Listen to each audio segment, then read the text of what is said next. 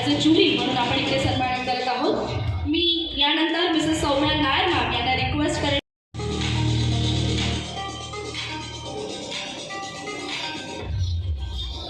Sir, आपण त्यांना इथे सन्मानित करणार आहोत। मी सन्माननीय श्री जयंत पाटील सर यांना विनंती करते की आजच्या सोहळ्यामध्ये ज्यांचं सहकार्य आपल्याला लाभलं, बबिता दुर्वे मॅडम यांना विनंती करेन की त्यांना सर आणि त्यांच्या टीमकडून होण्याचं सहकार्य आपल्याला मिळालं। मी विशाल सरांना विनंती करते की त्यांनी मंचावरती यायचं आहे। यानंतर मी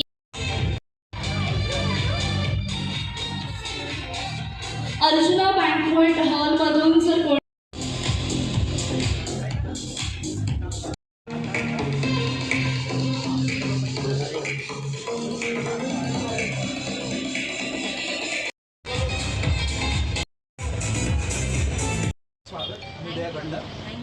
सर्वप्रथम आपण मला हे सांगा की आपल्याला या कार्यक्रमाबद्दल कसं वाटतं? खूप छान वाटलं। हा माझा फर्स्ट टाईम होतं म्हणजे, आणि ही संधी फक्त मला दादांमुळे मिळाली आहे।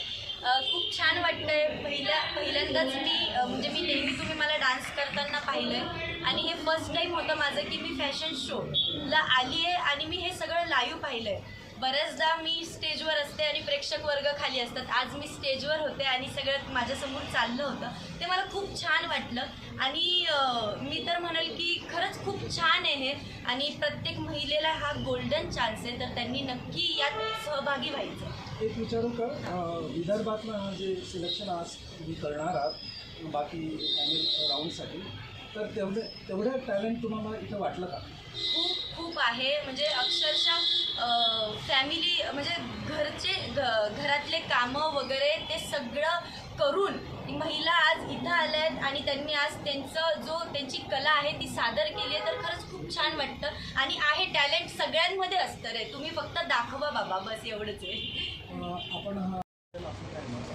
आम्ही हा फक्त स्पेशली हा कार्यक्रम आपण Miss and Mrs Maharashtra the Smruti Enterprises the JewelOne pageant म्हणून आम्ही हा प्रोग्राम आयोजित केलेला आहे। याच्यामध्ये आम्ही मिस असो अथवा मिसेस असो ही सिलेक्ट होत असताना महाराष्ट्रामधून या सगळ्या महिलांना आपण संधी द्यायला हवी, हा दृष्टिकोन समोर ठेवून आम्ही महाराष्ट्रामध्ये याचे ऑडिशन्स घेत आहोत।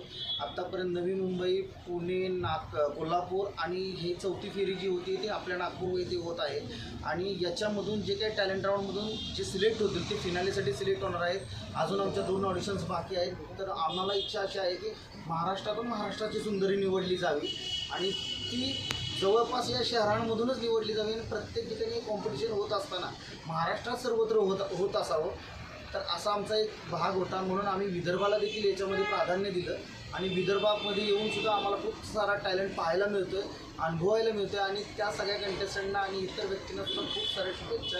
आणि आम्हालाही मीडियाचं खूप सारं आभार की मीडियाने आम्हाला कव्हरेज केलं आणि अशा महिलांना संधी द्यावी किंवा मिळावी म्हणून आमच्या पेजंटना देखील मीडिया कव्हरेज देत आहे, त्याबद्दल आम्ही मनपूर्वक मीडियाचे आभार मानत आहोत। मॅडम नागपूरकरांना या ह्याच्यातून मी सगळ्या महिलांना मी एकच सांगेल की आवर्जून जे करायचं ते बिंदास्त करा।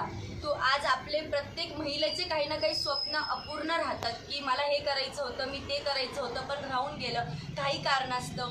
तर आत्ता तुम्हाला जर संधी असेल तर तुम्ही आवर्जून भरभरून करायचं आहे आणि पुढं जायचा प्रयत्न करायचा आहे, न कोणाला घाबरता। संपूर्ण स्मृती एंटरप्राइजेसबद्दल आणि आपल्या कार्यक्रमाबद्दल सरांनी आणि गौतमी मॅडमनी ऑलरेडी खूप बोलले, माझं मन भरून आले आणि मला असा प्रतिसाद मिळाला आहे, म्हणजे ह्या कार्यक्रमाला आमच्या पेजंटला नागपूरकरांकडून एवढा प्रतिसाद मिळाला आहे की असं वाटतं नवी मुंबईनंतर हाच एक असा कार्यक्रम आहे जिथे 70च्या वर कंटेस्टंट्स गेले आणि त्यांचे ऑडिशन्स आता चालू आहेत आणि खूपच छान त्यांचे परफॉर्मन्स आहेत, इतके छान रेडी होऊन आले सगळ्या महिला, इतके म्हणजे त्यांच्या डोळ्यात बघितलं की हो त्यांची ते आकांक्षा, त्यांची ते इच्छा कुठेतरी धरून राहिलेल्या ते दिसत आहेत। आणि हो आमच्या पुढेही 2 ऑडिशन्स होणार आहेत, त्याच्यासाठी तुमचा असाच प्रतिसाद हवा। माझे सगळे पत्रकार बंधू भगिनींनो त्यांना मी खूप थँक्यू म्हणते की